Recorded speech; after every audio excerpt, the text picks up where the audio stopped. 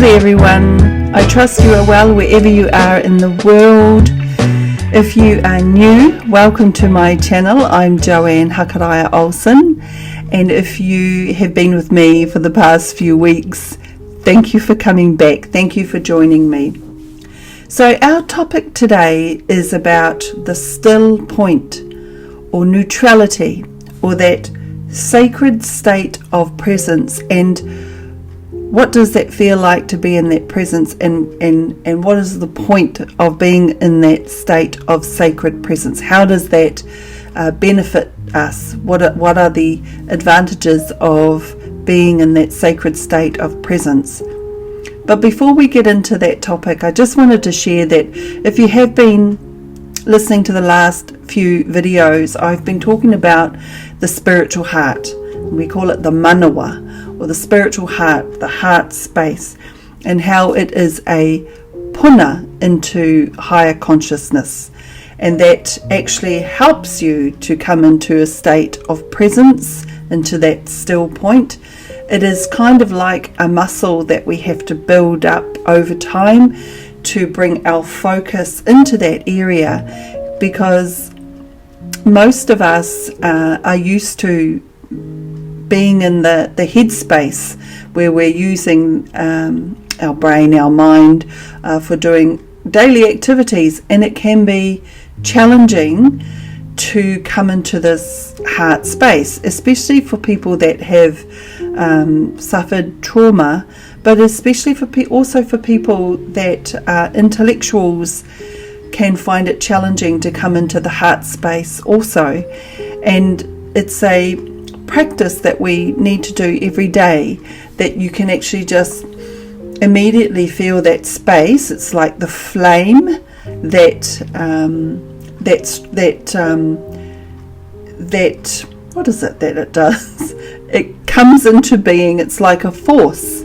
Before long, this area becomes like a force. As soon as you focus your attention into that area, you can feel the force come to life or be activated.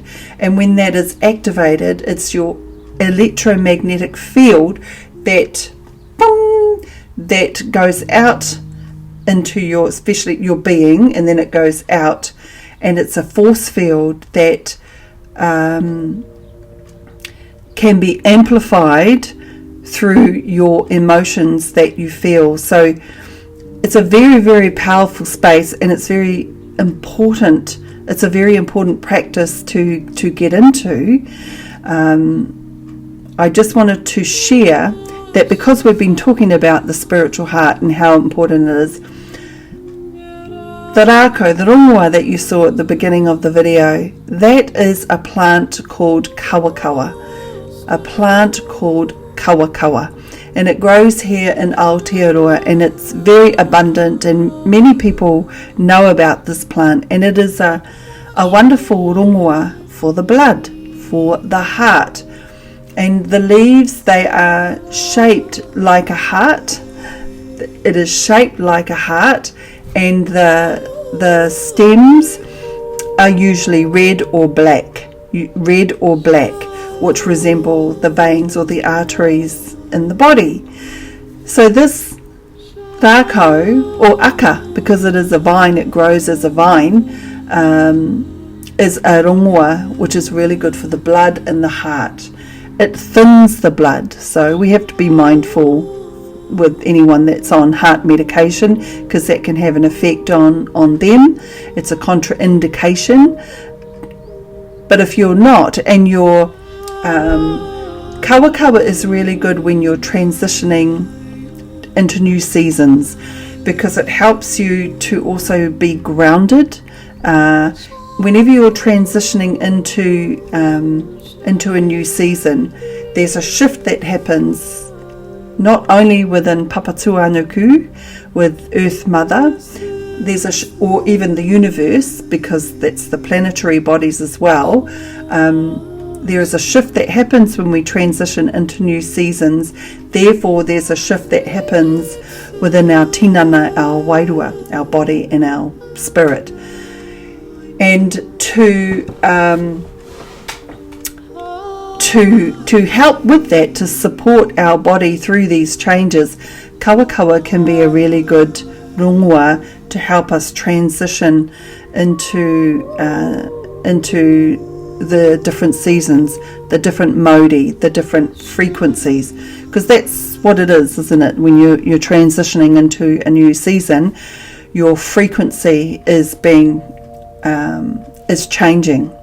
It's changing to a new vibration, a new frequency. Therefore, there's a shift that happens, and it happens quite quickly.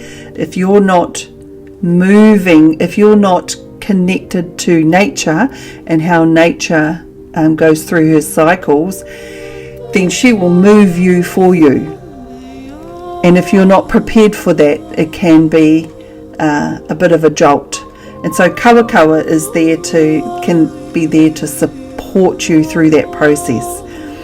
Not only that, she is just a wonderful rongoa for the heart, for our spiritual heart.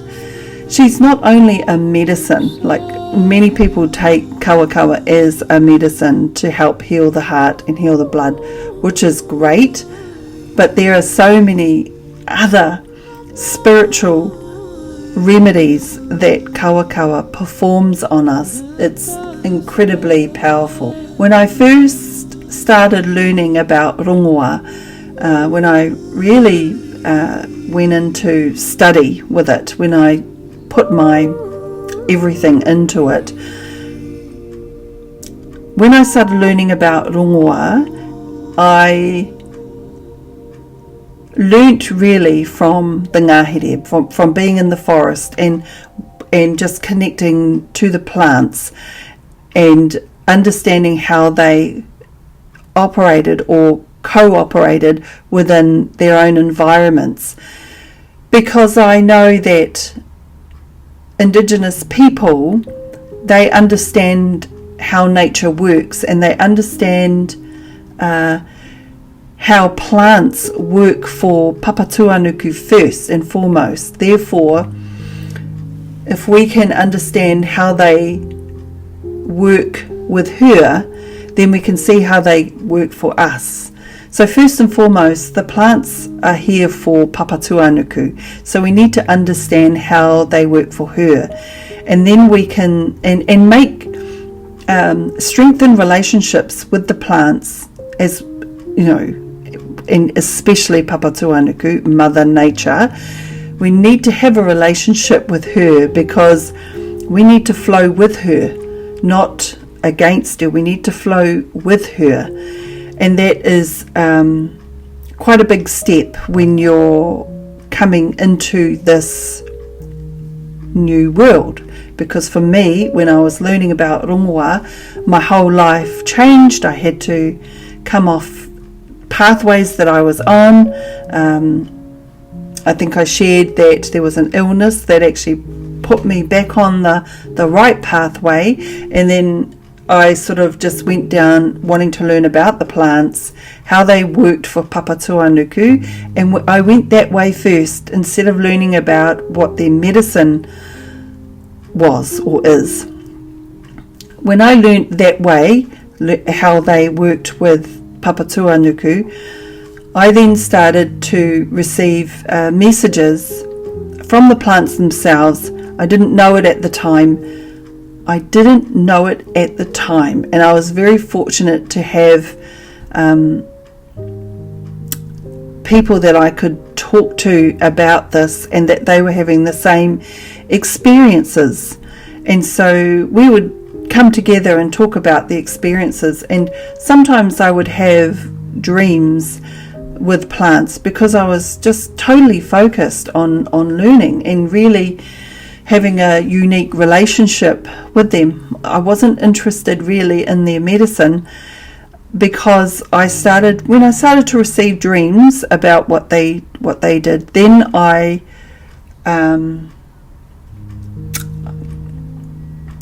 knew that there was a certain responsibility that I had to undertake in order to give reverence to the plants and respect that relationship.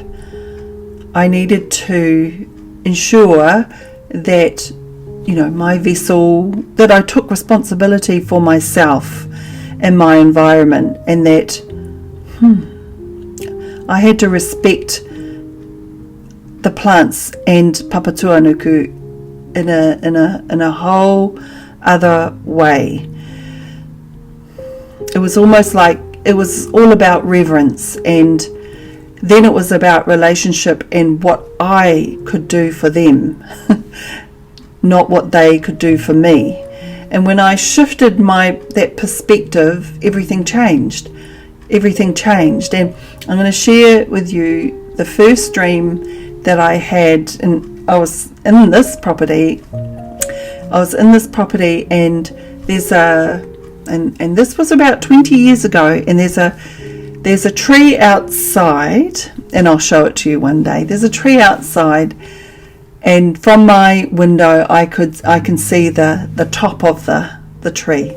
I can see the leaves, and I'd watch it, and I'd build a relationship with it because that's all I could see. Every morning I'd wake up, I'd see this tree every night, and I was building a relationship with it. And I thought it was a poplar tree, and of course I was calling it a poplar tree. Not that this matters, giving them names, but I just found this really interesting, and I wanted to share.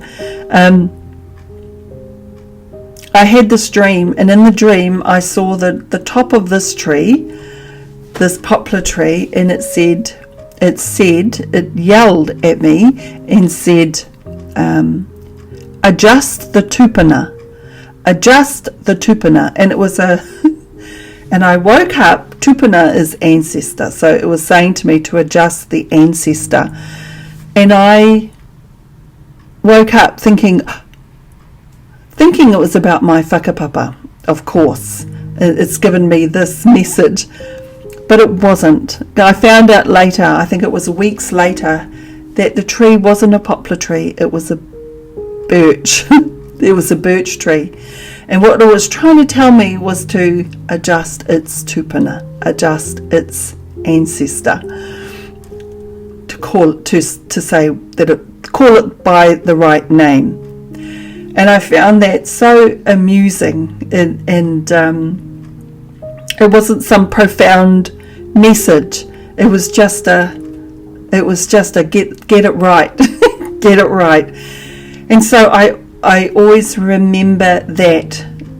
So the messages for me with plants were coming through dreams. They come through from just coherence with resonance within the frequency. Now I've built my spiritual heart up enough that I have this, that I'm able to just have this frequency with plants, that I'm able to just tune in. And that's taken a while to build that muscle up, but everyone can do that. It's just a matter of practicing, coming into your spiritual heart.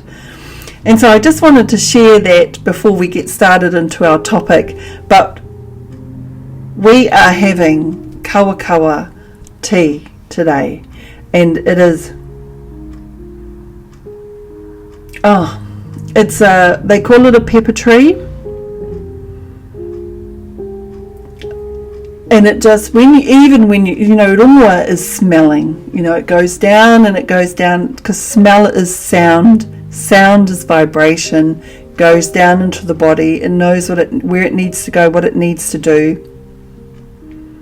Taste is sound, taste is vibration as well.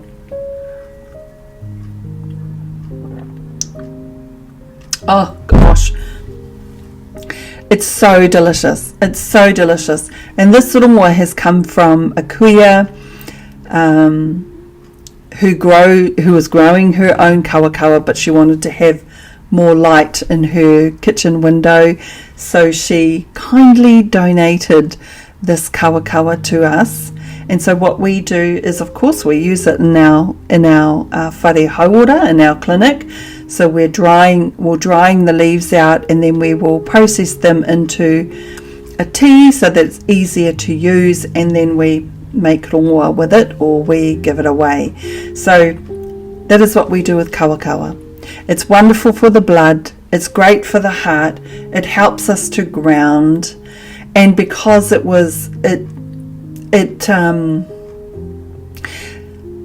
when you have rongoa and know that the rongoa activates your cells, it's not only a medicine, it is activating your cells. It has DNA that is millions of years old, and it connects us to papatuanuku. It connects us to millions of years ago.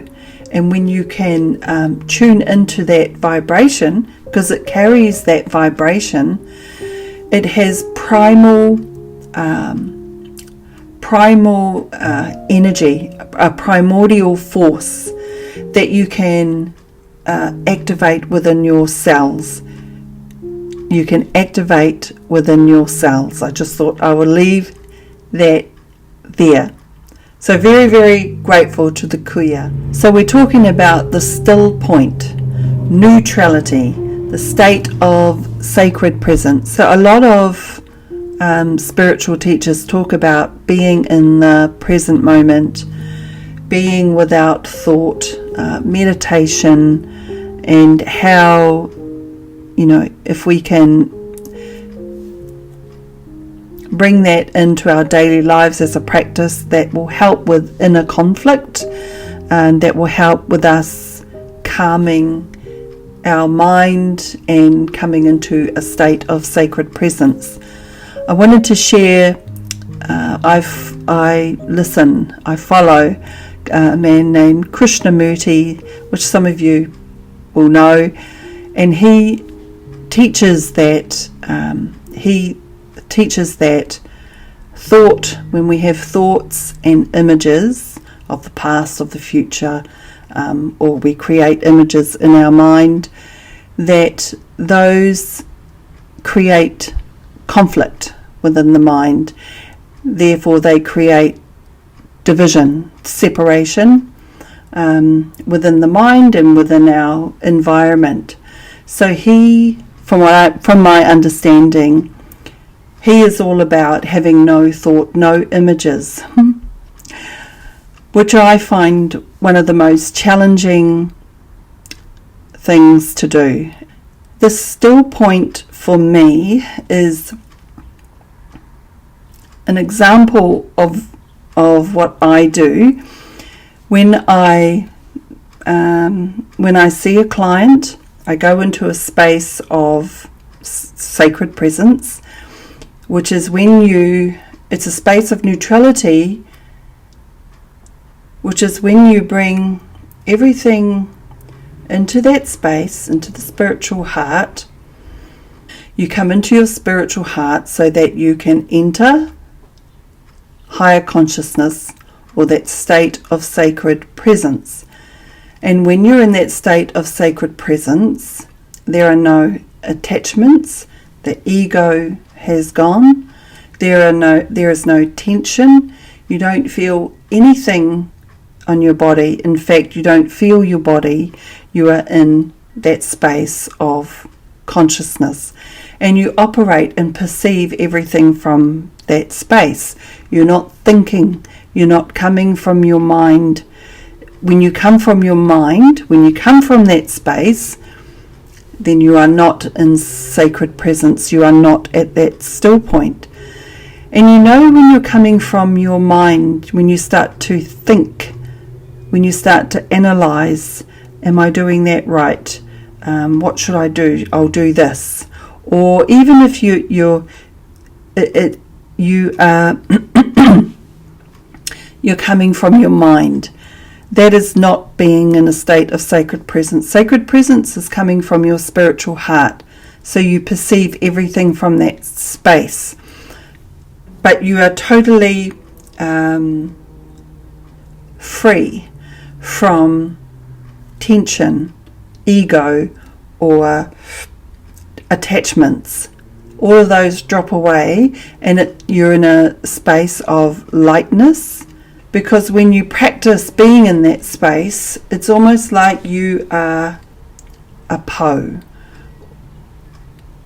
And it is a practice to become solid within that space, because if there are remarks or challenges or triggers that are thrown at you, if you come off, it's easy to come off that and come out of that state of sacred presence if you get triggered easily. And the whole idea is not to become triggered by outside influences, it's to remain in that sacred presence. And so that, that's a practice to be there. And I mean, it's easy for me to be in that practice because people come and see me. I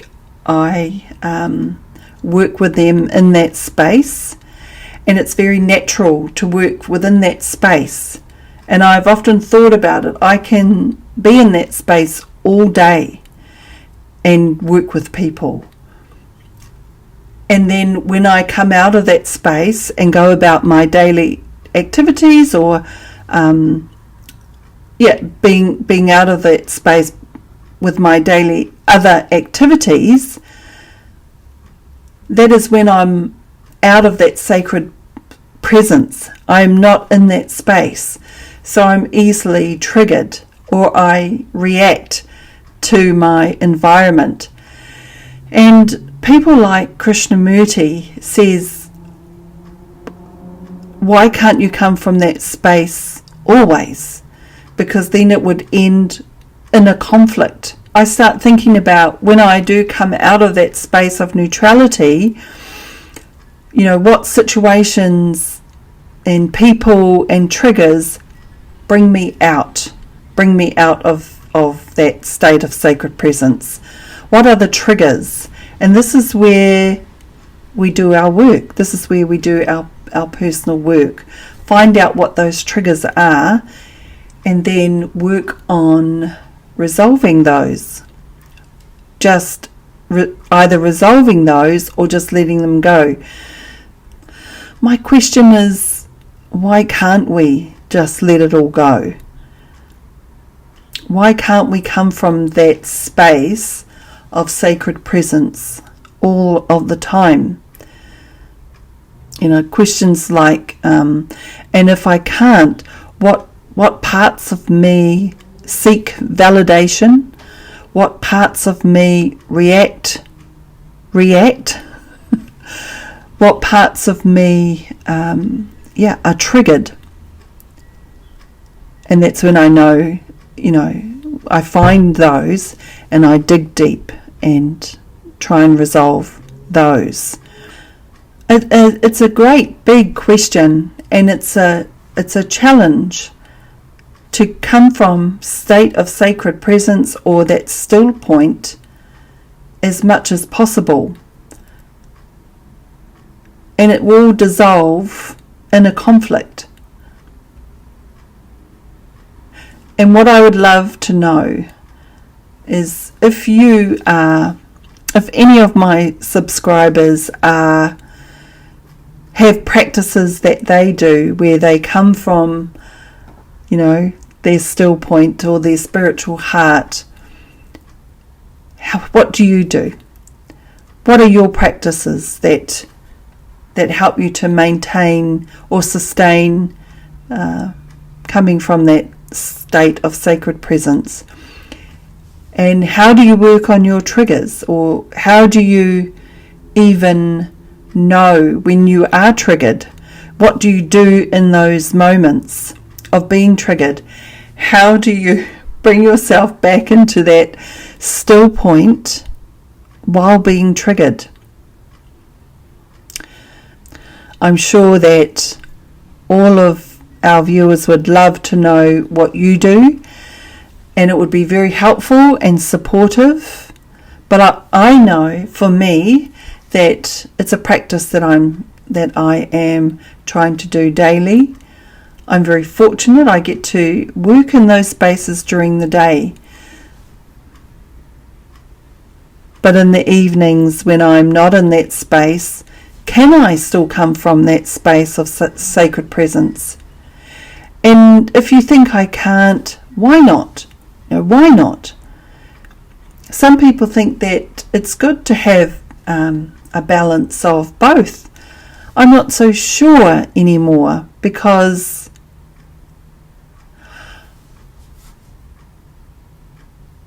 I think that we have been, because our world is feeling like it's in turmoil at the moment.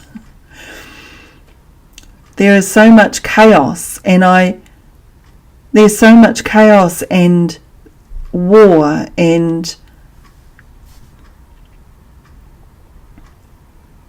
so we have to do something different, and we have to do it from within ourselves first. It has to come from within us, finding peace within ourselves first, peace within ourselves. And for me, that is coming from that state of sacred presence and focusing on the spiritual heart, allowing this to guide us and not this. Ngā mihi nui kia koutou. Thank you for joining me.